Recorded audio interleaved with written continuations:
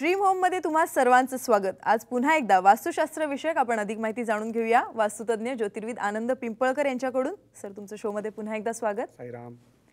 वृषभ राशीबद्दल आपण सर जाणून घेतोय। अर्थात माझी जी चिकित्सक जिज्ञासा वृत्ती आहे ती जागृत होते आणि मग मला आणखीन माहिती जाणून घेण्याची इच्छा वाटते। आज पुन्हा एकदा वृषभ राशीबद्दल मला थोडंसं सांगा। ऐकूया। वृषभेचा अंमल म्हणजे शुक्राचा अंमल या राशीवर असतो, त्यामुळे वृषभेचा माणूस म्हटला की सरळ नाक, थोडंसं मोठं कपाळ, विरळ पण सिल्की हेअर, हसताना सुंदरशी गाळावर पडणारी खळी, मोहक हास्य, बारीक डोळे, सुंदर दात, छोटेसे असे दोन सोळे आलेले असतात कित्येकदा, काही लोकांचे दात थोडेसे आत ओढलेले असतात, खांदे अतिशय नाजूक, एकंदरीत शुक्रेचा माणूस किंवा पुरुष हा सुद्धा सुंदर दिसतो आणि स्त्री तर मोहक दिसते, त्यात काही वादच नाही, कारण मोहकता हा स्त्रीचा गुणधर्म आहे। तशी वास्तूच्या वरती सुद्धा शुक्राची अंमल असतो, तेव्हा ती वास्तू सुद्धा तेवढीच देखणी दिसते। तुम्ही पहा, एखाद्या दरवाजा जेव्हा आपण पाहतो तेव्हा तो इतका सुशोभित असतो की सुंदरशा त्या बेलबुट्ट्या लावलेल्या असतात, त्या चिमण्या आणि ते छोट्याशा घंट्या टांगून ठेवलेल्या असतात, त्याला वरती तो सुंदर गणपती, तो गणपती पण काहीतरी वेगळाच असतो। मग समजायचं की या घरावरती शुक्राचा अंमल आहे, नक्की त्या घरामध्ये तूळ किंवा वृषभ राशीची स्त्री नांदते आणि त्याच्यामुळे त्या घराला रास सुद्धा तशाच पद्धतीची निर्माण होते।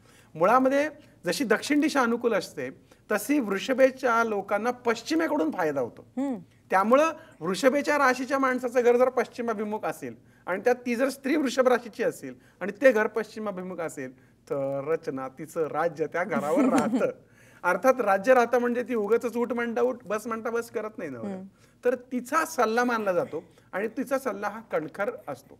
तू जर बघशील की इतिहासात किंवा पुराणात कुठेही जेव्हा आपण मागे वळून पाहतो तेव्हा सर्वात जास्ती प्रभाव हा स्त्रीचा राहिलेला आहे। जेव्हा जेव्हा स्त्रीचा सल्ला घेतला गेलेला आहे, जेव्हा जेव्हा स्त्रीचा अपमान झालेला आहे, तेव्हाच धर्मकार्य घडलं गेलेलं आहे, असं आपण प्रत्येक ठिकाणी बघितले। आणि पश्चिम दिशा जी असते ही स्त्री कारक मानली गेली, म्हणून पश्चिमाभिमुख वास्तूवरती शुक्राचं अस्तित्व असतं, अर्थात वृषभ राशीचा अंमल असतो आणि त्या वास्तूमध्ये आत खूप देखणेपणा असतो।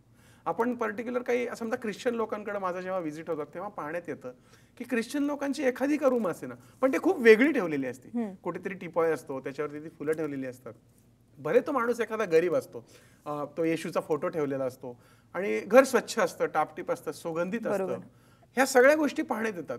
बहुतांशी शुक्राचा अंमल असलेल्याच ख्रिश्चन व्यक्ती माझ्या पाहण्यात आल्या।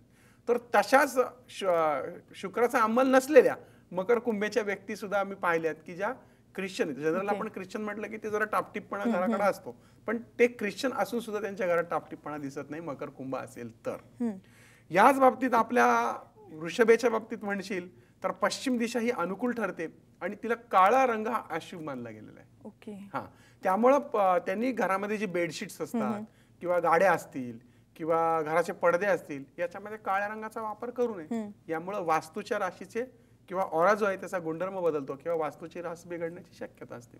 तर शुक्र म्हणजे मोहकपणा आहे, तो मोहकपणा टिकवण्यासाठी वास्तू ही सदैव मोहक ठेवली पाहिजे आणि हसणारी ठेवली पाहिजे, यासाठी सुंदरसे फोटो लावले पाहिजे। हल्ली काय होतं की एक ट्रेंड आलाय की इंटेरियरच्या ट्रेंडमध्ये तो ऑफ व्हाईट कलर सगळ्या घराला लावतात। आता हा ऑफ व्हाईट कलर आहे ना, हा सुद्धा थोडा शुक्राच्या अंमलाखाली येतो, पण त्याच्यावर जर एखादी फ्रेम लावली सुंदरशी फुलांची तर ती शुक्र प्रधानता वाढवते। अशा बऱ्याचशा गोष्टी आहेत की तुमच्या वास्तूमध्ये त्या शुक्र प्रधानता वाढवू शकतात आणि शुक्र आहे, शुक्र म्हणजे गंमत आहे।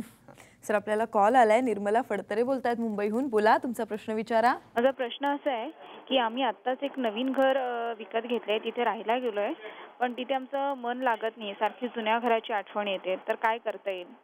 आणि दुसरा प्रश्न असा होता की आम्हाला ते आमचं विकलेलं घर आहे ते आम्हाला पुन्हा हवंय, ज्यांनी विकत घेतलंय ते आम्हाला आता परत द्यायला तयार नाहीये, तर काय करता येईल? वास्तू संदर्भात किती प्रश्न असतात लोकांचे। आता गंमत पाहिलीस का काय झालंय, इथे हा ऑऱ्याचा भाग झाला। नवीन घर आणि जुनं घर, नवीन घर मोठं आहे, जुनं घर छोटं होतं, समजा ते चाळीवाजा असेल किंवा काय त्यांच्या बोलण्यांना नीट काही कळलं नाही, पण त्या घराची ओढ त्यांना लागली, पण हे नवीन घर घेण्यासाठी त्यांनी दुर्दैवाने ते घर विकून टाकलेले। म्हणून मी नेहमी म्हणतो जेव्हा तुम्ही एका जागेवरून दुसऱ्या जागेत जाताना तेव्हा लगेच ती जागा विकायची भानगडीत पडू नका तुम्ही। पण आता इथे जेव्हा आर्थिक स्थिती अशी असते की नाही बा आपल्याला ते हे विकल्याशिवाय ते मोठं घर घेताच येत नाही, ते आता मग ह्याची त्यांनी सवय करायला पाहिजे, हा सगळ्यात पहिला मुद्दा, कारण सगळं इथे आहे इथे आहे इथे आहे मी नेहमी म्हणतो। त्याच पद्धतीने त्या वास्तूमध्ये त्यांनी एक रुद्राक्षाच्या माळेचं तोरण लावावं, एखादं छानसं स्वस्तिकचं जम्बो पिरॅमिड जे मिळतं ते दरवाजाच्या आतून लावावं, लाकडी उंबरा बसवावा, उंबऱ्यावरती एक चांदीची पट्टी बसवावी, चांदीच्या डबीत मध भरून त्या घरामध्ये पुरावं पूर्व भिंतीला एक छानशी सूर्याची प्रतिमा लावावी, स्वयंपाकघरामध्ये खायचा डिंक सतत ओला ठेवावा, किंवा एक छोटासा वाटीमध्ये डिंक अष्टगंध ठेवून एक छोटासा शिंपडा भिंतीवरती मारावा, पूजेमध्ये श्रीयंत्र ठेवावं, रोज हिनालोभांची उदबत्ती लावावी आणि त्या वास्तूमध्ये मन रमवावं. आता जुन्या गोष्टींची आठवण येते, तिथले तिच्या मित्रमैत्रिणी असतील तर आता थोडंसं इकडे मित्रमैत्रिणी करा. आणि जसं होतं की क्लास चेंज झाला, तुम्ही जेव्हा चाळीत राहता तेव्हा एकी असते, वाड्यात राहता तेव्हा प्रेम असतं, जेव्हा हायफाय सोसायटीत जाता तेव्हा कोणी कोणाकडे बघत नाही. अगदी खरं आहे. आज असं झालेलं आहे की मुंबई पुण्यासारख्या ठिकाणी एखादा म्हातारा त्या घरात मरून पडलेला असतो, 15 दिवसांनी जेव्हा वास यायला लागतो तेव्हा कळतं, कारण माणूस की हा विषयच राहिला नाहीये. तर ही आमच्या संस्कृतीत होती. आता जशी पाश्चिमात्य संस्कृती आमच्याकडे यायला लागली तशी आमची मनोप्रवृत्ती सुद्धा तशीच चढायला लागलेली आहे.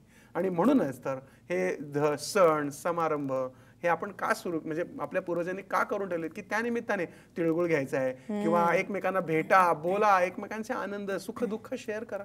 यासाठी तर आपल्या शास्त्रकारांनी तर त्यांनी त्या बिल्डिंगमध्ये आता ओळखी कराव्यात आणि त्या वास्तूशी मनात इथे इथे इथे असं आणू नये की माझं इथं जमत नाही, इथे आणावं, मनात आणावं की या वास्तूच्या तर माझे सलोख्याचे संबंध निर्माण होतील. वास्तूतला ऑरा त्यांनी सुधारावा, त्यांचा ऑरा त्याला मॅच करावा.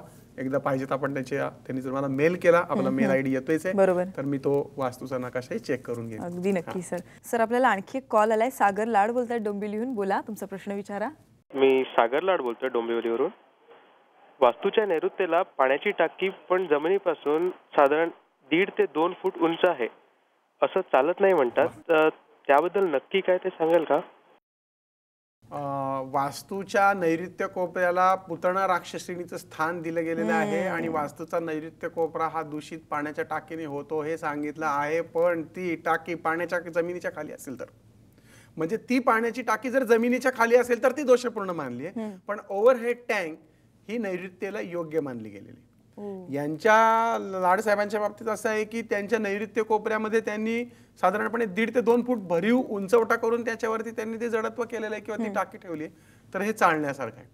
पण लक्षात ठेवा की नैऋत्य कोपऱ्याच्या जमिनी खाली अंडरग्राऊंड सेफ्टी टँक, पाण्याची टाकी किंवा शोषखड्डा किंवा पाणी साठणं किंवा त्या ठिकाणी पाण्याचे धबधबे ठेवणे, कारंजे लावणे, पाण्याची चित्र लावणं, समुद्राचं चित्र लावणं, मोठमोठे पोस्टर्स पाण्यासंबंधित लावणं हे घातक मानलं गेलं आहे. पण या केसमध्ये तो नैऋत्य कोपरा जड आणि उंच असल्यामुळं काहीही प्रॉब्लेम नाही. पण त्यांनी ज्या खाली कठडा केलेला आहे त्या कठड्याला त्यांनी डार्क ब्ल्यू कलर मारला तर त्याचा आणखीन चांगला इफेक्ट त्यांना मिळेल. याशिवाय त्या कोपऱ्यामध्ये जर त्यांनी लोखंड आणि लोहचुंबक एकमेकाला चिकटून त्या टाकीच्या पलीकडच्या बाजूला, म्हणजे जिथं कॉर्नर येतो त्या ठिकाणी जर त्यांनी ठेवलं तर आणखीन चांगला अनुभव त्यांना पाहायला मिळेल. त्या ठिकाणचं चुंबकीय भार आणि लोहतत्व हे एक प्रकारे भारित होईल आणि त्याचा निश्चित चांगला परिणाम होईल. आता तू म्हणशील की मग चुंबकाचा गुणधर्म आणि असं का भारित होईल, तर याला साधंसं उदाहरण आहे की मी या ठिकाणी सगळा लोखंडाचा किस पसरलाय आणि जर मी लोहचुंबक ठेवला आणि उद्या येऊन बघतोय तर काय होईल की ती सगळं लोखंडाचा किस त्याला चिकटलेला आहे. म्हणजे त्याच्यातली मॅग्नेटिक पॉवर इतकी आहे की ते लोखंडाचा किस सुद्धा त्याला अट्रॅक्ट करतो. तशा पद्धतीने वातावरणातली जी एनर्जी आहे ती एनर्जी त्या लोखंड आणि लोहचुंबकाला अट्रॅक्ट होते आणि म्हणून लोखंड गंजतं, म्हणजे त्या वातावरणाच्या एनर्जीचा परिणाम होतो. आणि म्हणूनच पुढच्या काही भागामध्ये आपण पिरॅमिड, लोखंडाचे पिरॅमिड, तांब्याचे पिरॅमिड याच्याबद्दल माहिती पाहणार आहोत. नक्की नक्की सर. सो पुन्हा एकदा तुम्ही इथे आलात आणि एवढी छान माहिती पुन्हा एकदा आम्हाला भरभरून सांगितली, त्याबद्दल खरंच धन्यवाद. इथे घेऊयात एक ब्रेक आणि ब्रेक नंतर पाहूया आपण आता किचन मध्ये जाऊ. जे किचन चे हेड आहेत त्यांचं किचन मी दाखवतो तुम्हाला.